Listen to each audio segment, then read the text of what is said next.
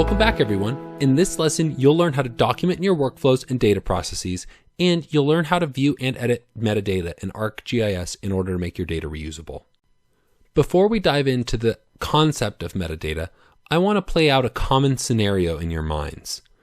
You receive a complex feature class with thousands of polygons and a few dozen attributes in it from a coworker.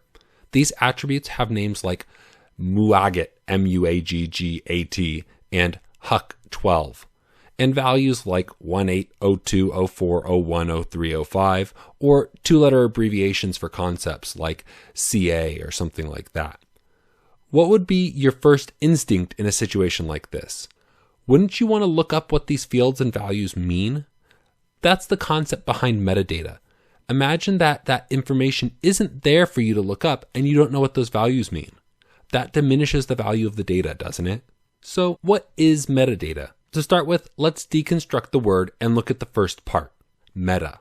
Meta means something that refers to itself. So when we talk about metadata, we mean data referring to itself, or data. If that seems a little circular, that's because it's supposed to be. We are writing data that describes our data.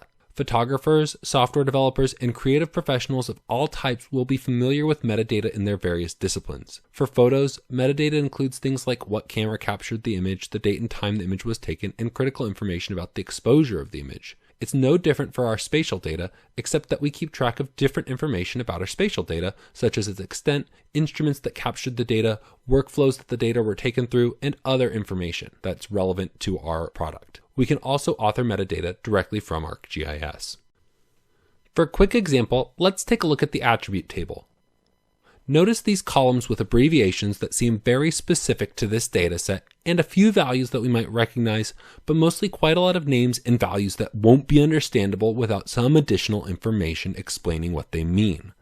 To find out, we can look inside the metadata by going to the item description section, accessible by right-clicking on a layer in the table of contents, and a window will pop up describing the dataset, its sources, its fields and values, and so on, so long as the author filled that information in.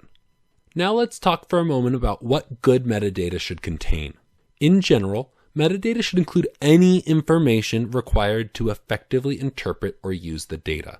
To be more specific, metadata should describe the data sources or the data collection instruments. So if I'm collecting points on a GPS, I should put in the metadata the model of the GPS that collected it and the date and time the data was collected, as well as the person who collected the data, at the very least. I should also describe important individuals connected to this data in the contact information, so that if someone who receives this data set has a question, they know who to reach out to for an answer. Metadata should also define any fields in the data and their potential values and what they mean. Abbreviations should be well defined, as well as anything specific or proprietary to this data set. Again, metadata should include any information required to effectively interpret or use the data. That doesn't mean just the list of information I just gave you, because your project may be different and have other information necessary to interpret or use your data. As part of this, your metadata should also describe the actual meaning of the data in addition to the basics of the data. In the end, you're really trying to help someone else, or even yourself in the future after you've forgotten the answers, to work with the data and interpret the data. You should record in your metadata anything necessary to make that possible.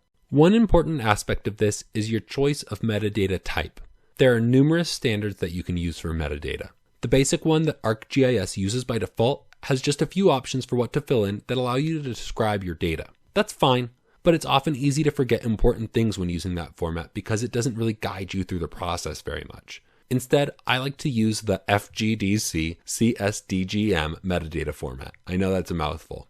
FGDC stands for Federal Geographic Data Committee, and they are a group responsible for coordinating all things spatial in the federal government of the United States. The metadata standard described by the FGDC is robust and explicit. It forces me to fill in all the important information I need in order to have complete metadata. To switch ArcGIS into this mode, I need to go into the options area, either in ArcMap or ArcCatalog. If I go to the metadata tab, I can select the metadata style from the dropdown. The default is item description, but I'll select FGDC CSDGM now. If I go edit a dataset's metadata now, I get numerous options for information that could be added to my data. I can include citations, topics and keywords, use constraints, points of contact, information about data quality and lineage, explicit information about the fields in the dataset and their values, and ArcGIS will even attach a history of geoprocessing for me to help provide context for how the dataset was created. Just like you would expect based on things like photos, some information is automatically populated in your metadata. Basic information about your fields, your projection, the extent of the data, etc. are all populated automatically based upon the spatial information that ArcGIS can read for you.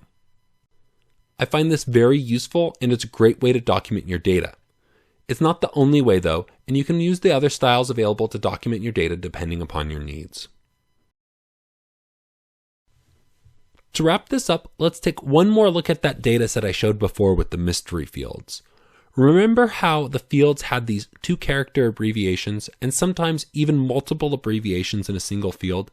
Let's see what they mean by looking in the metadata.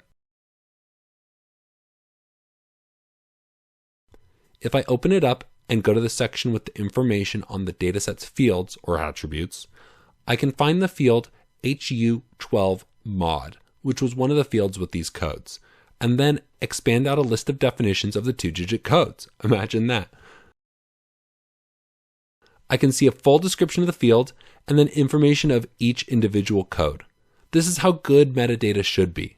Without it, I wouldn't understand that field, so it wouldn't be useful to me. It wouldn't even have the opportunity to be useful to me. With it, I can use that field. Okay, that's it for this lesson.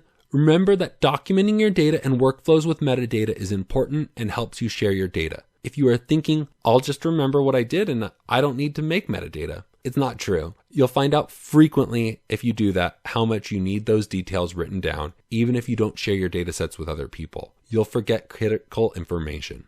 Now that we know how to create metadata, in the next lesson, I'll show you how to start sharing your data. See you then.